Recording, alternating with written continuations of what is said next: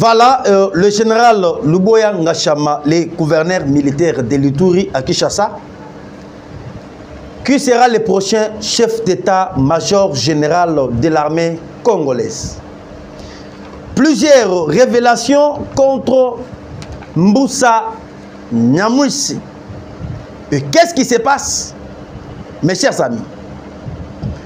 Bonjour, bonsoir, Nabaïnyon surtout Bazui. Libakou Malam Yakola Nabiso na chaîne Oyabiso. Merci une fois de plus parce qu'à chaque temps et à tout moment, vous allez kufanda liste toujours nakati abilili. Liste toujours nakati mboka nabino boye bake. Mboka izali wapi, tozali kokendi wapi et tokomi wapi. Bande Kobalandi, je pense que les lots tokomekempe ko partager avec vous trois sujets à l'ordre du jour. Ndenge ezalaka toujours mon message. Bokoyeba,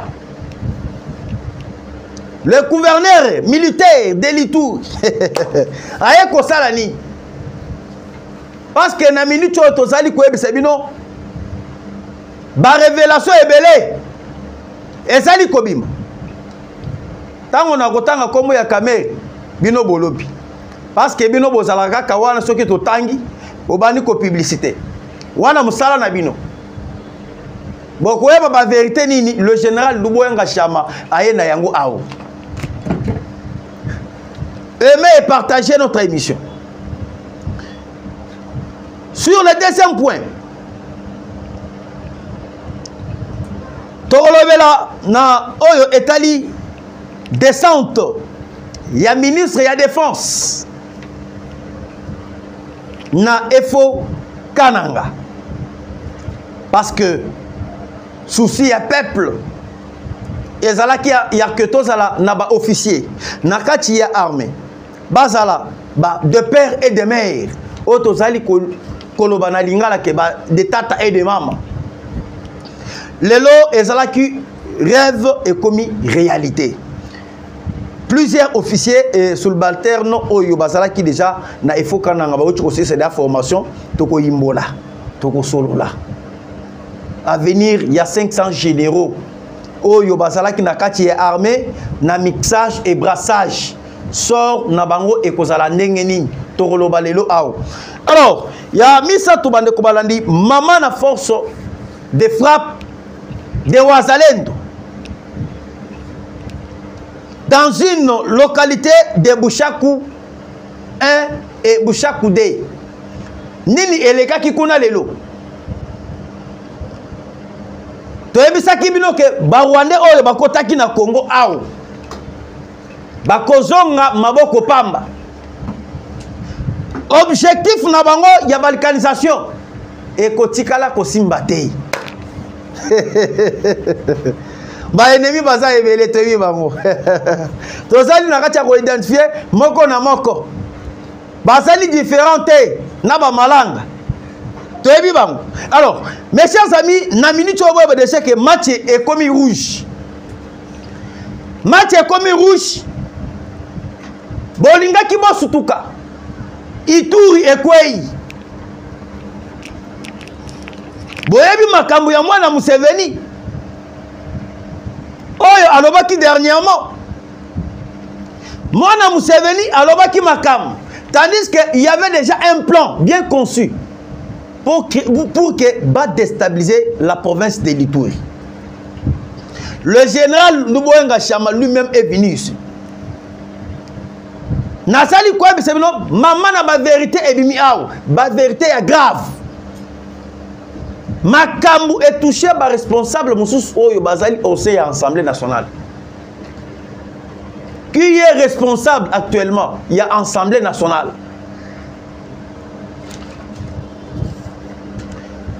Boyebi ndenge basala ki Bukavu.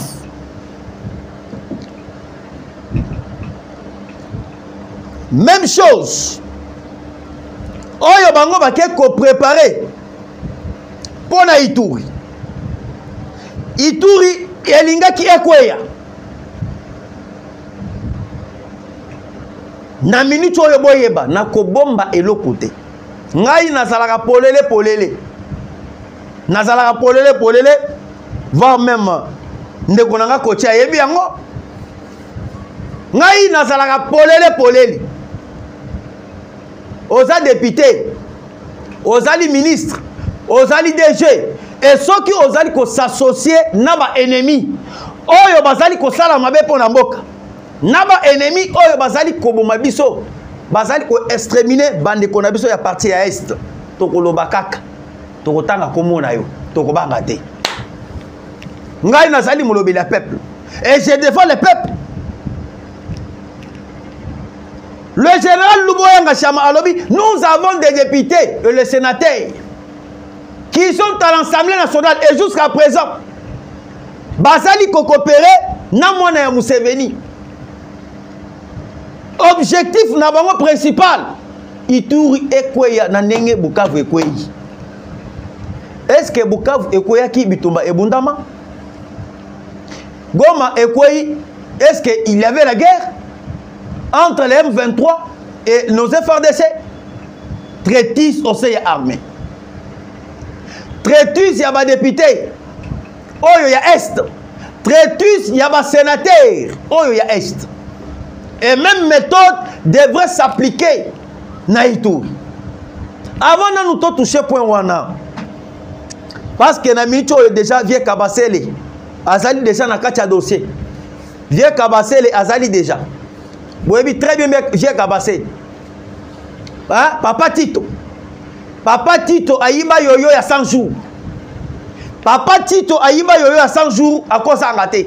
Et na minute vous avez déjà que mwana ya Museveni aloba kinini dernièrement. Mwana ya Museveni aloba que akokota na Ituri akokanga le général Louboyanga Chama na maboko et akokwesa Kisangani avant que ba M23 ba kwesa Kisangani, c'est-à-dire complot ezalaki déjà. Lorsque Nasali Kouebi Sabino, le général lui-même, Louboyanga Chama est venu ici à Kinshasa, aïe pambate aïe avec beaucoup de dossiers. Et Tozali Kouebi Sabino, Batu Ebele, Bako Kangam. Et rappelez-vous dernièrement, et ça là qui mène Bika. Le général Louboyanga Chama, j'ai des preuves. Il y a pas député. Oyo Bazali na kati Assemblée nationale et M. Vital Kamerhe est allé plus loin, il y a qu'à protéger les députés qui sont à l'Assemblée nationale. Oyo Bazali ko coopérer avec les groupes armés Kodeko.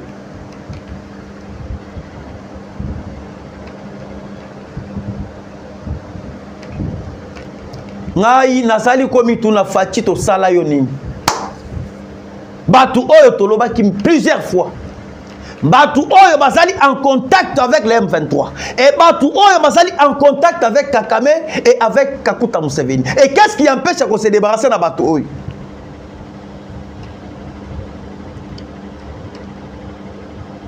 Imaginez-vous le président Tshisekedi a une vision claire de ne plus négocier avec le M23.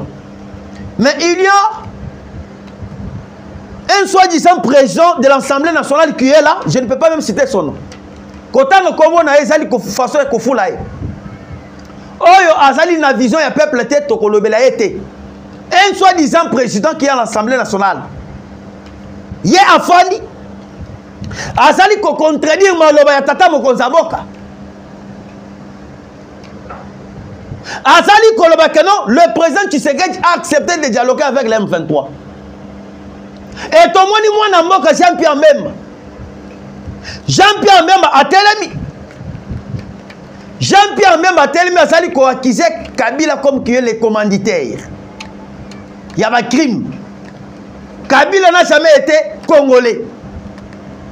Mais hier, Abimi Azali ko défendre, mais c'est Joseph Kabila. Bazali Nabisote. Ce n'est pas une communication de séparatisme. Mais je suis en train de vous dire, oh, le général Louboyanga Chama est comme rapport. Tozali na ba député et jusqu'à présent basali ko travailler en mèche avec l'ennemi. Comment que ba quoi ça Ituri? Comment est-ce que Ituri est koki kokweya? Et pourquoi basali ko envisager ba quoi ça Ituri? Bolanda makam o ezali koleka. Na minute o boye ba de chaque Bitumba ezali na partie ya Nord Kivu. Tandis que batu oyo basalaki rébellion ya kokwesa Joseph Mobutu ezalaki Kakuta Museveni, ezalaki ancien président ya Burundi, ezalaki monsieur Polo criminel. Et lorsque bakwesaki Mobutu, c'est parce que Bitumba ezalaki na partie Nord Kivu et le Sud Kivu. Maintenant actuellement la guerre ezali basée na partie à Nord Kivu. Mais ndenge Bitumba ezali na partie à Nord Kivu, bazolinga ba alimenter maintenant Bitumba na côté il y a Équateur, va même côté à Sud Kivu ezala alimenter appuyé par Kakuta Museveni. De quelle façon? Bazali kolinga ba amplifier crise sécuritaire na partie sud, na partie est. Ya kendenga ba kosala yango bakoka koza moi oyo tobengi négociation avec les troupes armées au Yabango.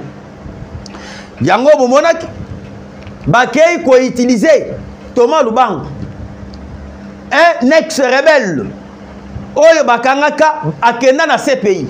Thomas Lubango oyo bakei ko utiliser ezalaki Thomas Lubanga, je m'excuse, merci vraiment. Ah, bon, je suis en colère. Ma camo est sali collègue, sali copé sanga kande belé. Hein? Baké ko créer petit nanga na bango.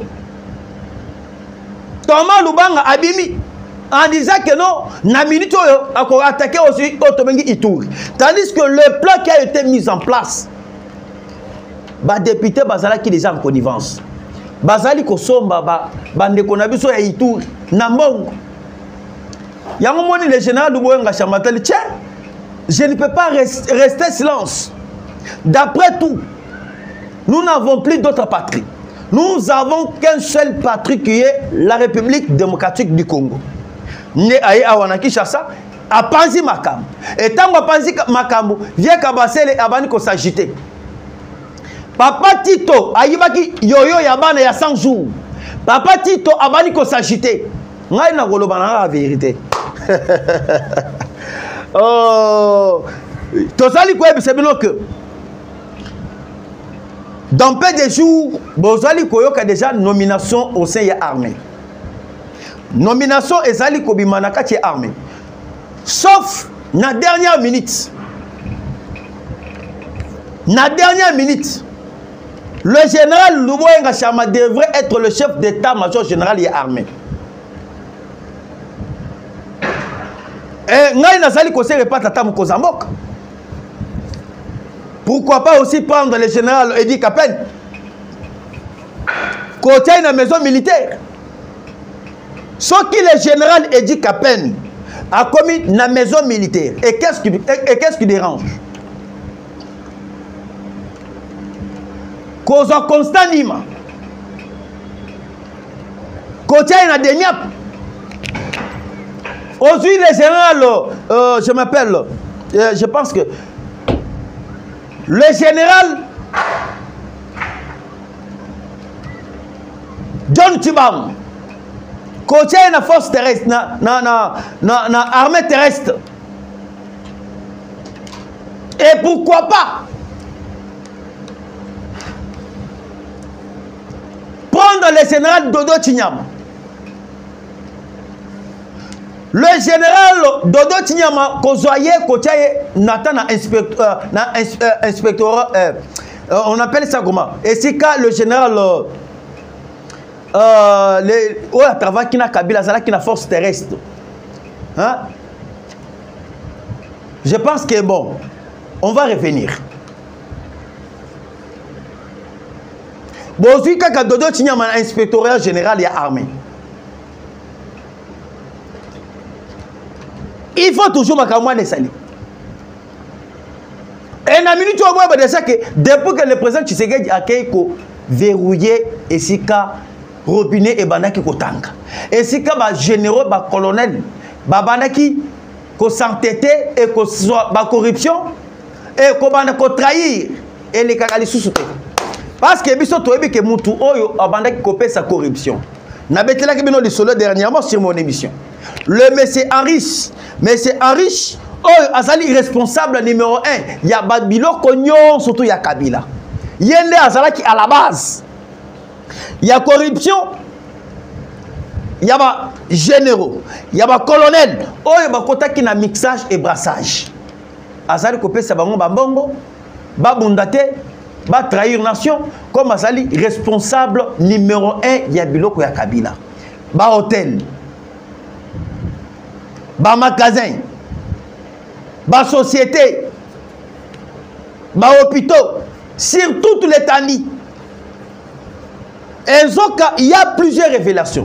C'est monsieur en question, monsieur Henrich, un sujet indien.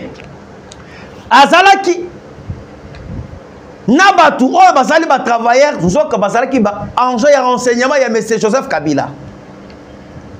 Il a été interpellé dernièrement dans CNS. Beaucoup de vérités bimi. Et depuis Bakangaye, Mbongo et Bimarali Souste. Est-ce que Bino Boyoki les Souste que non, Walika est tombé? Oh, Kamagnola est tombé. Il n'y en a pas encore. Bakata hémorragie. Et pourquoi moi je me demande de tels genres de révélations? Ezali Kobima, Ebokangi Mutuana, Ebofani Nabino calmement, sans que vous s'inquiétez, sans que vous Kangabilo Konaï. L'Union européenne, les États-Unis d'Amérique, pour fragiliser le régime de Kagamistan, Bakeko Kangaba bien nyon surtout. Il y a Bazali qui soutenir la rébellion. James Kabareb, on a bloqué tous ces ivoires aux États-Unis d'Amérique, voire même l'Union européenne. Et pourquoi pas aussi Joseph Kabila? La guerre s'est arrêtée. Bitumba est élemi. Et depuis Babani Koya Nabuka, Bitumba est élemi. Et pourquoi Bazali ko avancer? C'est parce que Bakati hémorragie. Oyo Ebanaki Kouta Nakati Rwanda. L'Union européenne ne finance pas. Les États-Unis d'Amérique ne financent pas. Les hommes forts qui faisaient le lot Kakame Azala fort, ba bloqué Bango, ba bien na Bango nyos. Mais pourquoi pas aussi Bokangi mais c'est enrichi. Un sujet indien, Oyo Azali Kotala tous les biens de M. Joseph Kabila. Et vous les prenez comme ça, et vous allez bloquer ba bien nyos tout ya Kabila. Dernièrement, vous avez comme un bateau et pelimoto, na libongo.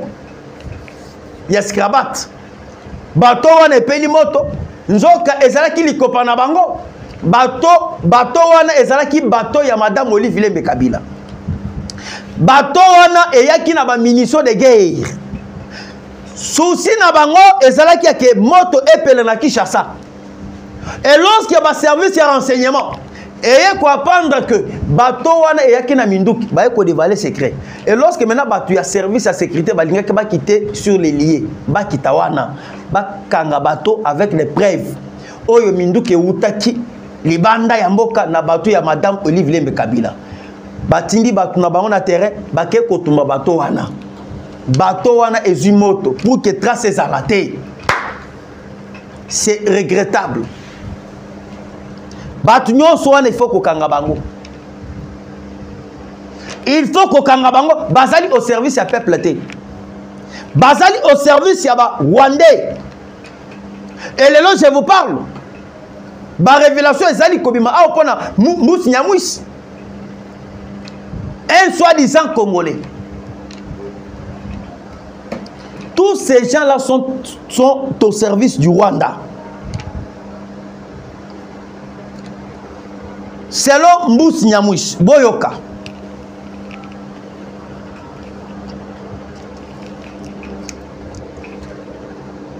en février de cette année, en février de l'année passée, Moussa s'est rendu à Kampala, où il a un certain nombre d'entreprises avant de s'envoler pour l'Europe. Et depuis la deuxième guerre du Congo, 1998-2023, L'ancien seigneur de guerre a développé une relation spéciale avec Museveni qui a soutenu sa rébellion RCD Kamel et son fils. Le chef d'état-major Muhoozi Kainerugaba, au cours de ses voyages, Mbusa a partagé avec le président et son fils des craintes concernant la poursuite de l'expansion du M23 sur les territoires de Nandi, selon Afrique Intelligence. La vérité est où maintenant pour Mbusa Nyamwisi. Lorsque tu as dit que les Congolais, il faut otika makambu. Il y a coopérer avec les ennemis. Malgré nous pouvons condamner les Rwanda. Nous pouvons condamner l'Ouganda. Mais bisope ba Congolais, totika makambo ya kokota na bitumba. Kopesa bango babeki.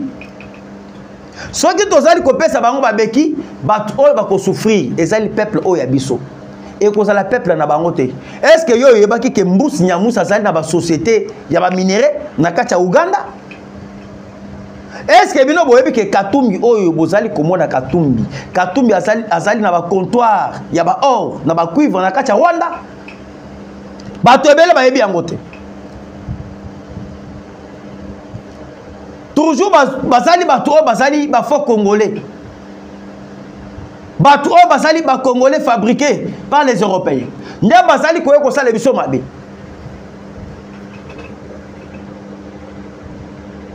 Et tozali koyeba sebino mes chers amis. Tozali na tango ya kolashe te. Tozali na tango ya kotelema. Soki biso to telemite et qui d'autre oya kotelema. Na minute oyo boye bananu d'abord décrire comment est-ce que le président Tshisekedi azali koya avec une détermination totale. Parce que Soki Botali, on a toujours demandé au président Tshisekedi. Le Congo a besoin d'avoir une armée républicaine. Et lorsqu'on vous parle d'une armée républicaine, c'est-à-dire le Congo a un besoin, il y a comme un Kassaye Nakati armée, un Mukongo Nakati armée, un Swahiliphone Nakati armée, un Tetela Nakati armée. C'est ce que nous appelons une armée républicaine. Et non pas que tous les Rwandais, Burundais, Kenyans, Somaliens. Ça, ce n'est pas une armée républicaine. Les lois que des fois, c'est parce qu'on n'a jamais eu une armée républicaine. Parce que Bakonzi Ebele, Bazalaka toujours na ba mafia. Yako travailler en connivence avec leur maître qui est au Rwanda et leur maître au Azali M. Kanambe Kazebering au Azal à Kena exil. Et je vais avant que tu touches point Rwanda. Kabila a laissé 500 officiers militaires dans ce pays. Mais Atika qui 500 officiers militaires n'a objectif ni. N'a pas 500 officiers militaires. On avait des colonels, des généraux, des capitaines. Parce qu'un capitaine c'est un officier. Batika on a objectif ni. Pour embrouiller le président Tshisekedi de ne plus bien gérer. Batouana ne balinga qui pena basala ki mutambo. Ya ko sala un coup d'état contre le président Tshisekedi. Bayo que la kayete parce que ceux qui tozali 500 officiers au servir bango na ba poste te ba kolanda rébellion ba ko se rebeller contre eux. C'est ça l'objectif de 500 officiers. Mais imaginez-vous, depuis l'entrée à Afdel, notre armée a été infiltrée des années et des années. Afdel est côté qui n'a pas l'énine. 97, 96. Botal année oyo Afdel est bakota. Mixage et salama na kati armée. À cette époque-là, le général James Kabarebe fut le chef d'état-major général de l'armée. Yambo Kanabiso. Combien de Rwandais bakota na armée? Combien des Ougandais bakota na armée? Parce que les rébellions sont soutenues par les Rwandais et l'Ouganda et le Burundi. Combien bakota na kati armée? Et lorsque Kanambe Ayepe accepté le sous-mixage et brassage, RCD Goma et Kota bakota na mixage et brassage. RCD Goma oyo ezalaki dirigé par M. Rouberoy. À part RCD Goma, nous avons M23 oyo ezala ki ya ngunda batwari à part M23 tozali na mouvement otobengi CNDP oyo ezala ki ya Mwanga Chouchou, un homme d'affaires, un homme riche oyo ezala ki le responsable ya Rubaya Mobimba, un roi de Rubaya. Lorsque je vous parle de monsieur ce monsieur ici, c'est un fou des dollars, c'est un fou du coltan. Parce que là-bas, Nakati Rubaya, on parle que lui. Na armée pour occuper la zone où ils allaient la minerie stratégique et tout consomme. Maintenant, calculer, nous pouvons calculer. Quitter de 96 jusqu'à ce jour. Et jusqu'au pouvoir de Kabila, où il a quitté le pouvoir en 2018. Combien il y a d'officiers qui ont été armés rwandais? Et bah obligé chaque militaire congolais il faut avoir une rwandaise. Ceux qui sont officiers il y a Congo, aux alliés colonels, aux alliés capitaines, ceux qui bazana pour savoir fonction ya munen, il faut d'abord obala une rwandaise. Batona bazali ko uta na kati ya Rwanda comment de quelle façon? Bazo tindra bango obali bango mais azali na service ya Rwanda ya renseignement. Yo moni que ozali officier, obali une femme qui est rwandaise, mais tandis que azali kolala na yo na mbeto, mais azali ko kamata information ya mboka azali ko pesa auto bengi M. Paul Kagame. Maintenant pour détruire le président Tshisekedi vient de décider. Actuellement, nous avons des officiers militaires subalternes. Aussi formation na bango na EFO Kananga. Le ministre de la Défense, qui, moi j'invite à Kabongo, il vient de fouler ses pieds au Kasaï occidental pour assister à une cérémonie de prestation du serment des sous-officiers de l'école de formation des officiers, c'est EFO en cycle. Dans la minute où nous avons beaucoup de généraux, beaucoup des officiers, des sous-officiers, et quand la minute, babimi na ba pété ba sous-lieutenant, lieutenant, sergent. Et comment na quand la minute bazo mata ba fonction ya minene. Et boyeba que na bitumba nyonso to ya guerre.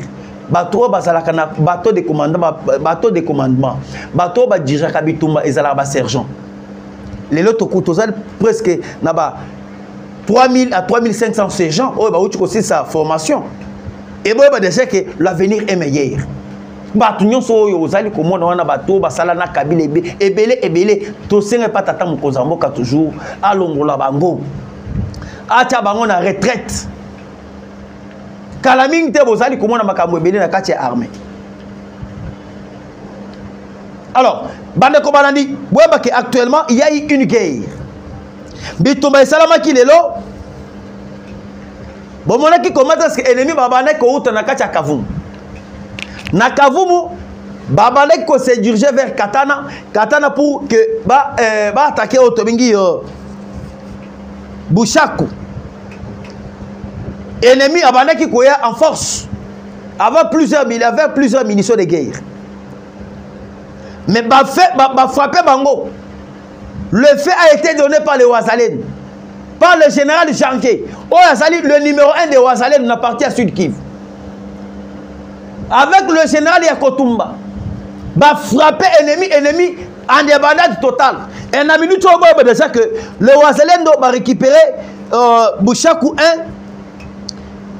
Bushaku 2 et 79 box de Torvin.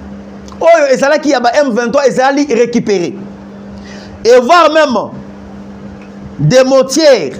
Oyo ezala ki na maboko na bango ezali récupéré presque 25 morts na kan ya ba ennemi et aussi du rebelle capturé ya ba M23.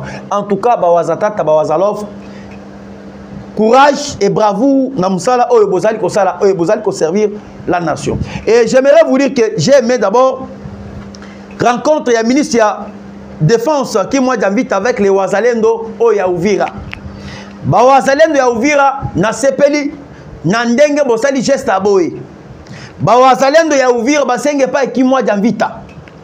Biso tozali kobunda avec une armée burundaise à côté de nous. Pour nini armée burundaise bazali kolingate biso to attaquer ba M23. C'est une bonne très question. Oh batuna ki ministre de la défense. Et de bawazalendo balobi ke biso tozali ba compatriotes congolais. Et lorsque tozali kobunda avec l'ennemi, tozali kosenga ba ministre de guerre, ba pesa biso ministre de guerre te to défendre la patrie. Et pourquoi? En tout cas, c'est une bonne question. Moi-même, je vais aller chercher aussi le ministre de la Défense qui m'a dit je dois essayer un peu de interviewer tout sur le penaye pour na makambo et telimo ka kopé c'est biso pe ba vérité mususu o epé yepé azali na yango oyo e otaki kuna na kacha Uvira.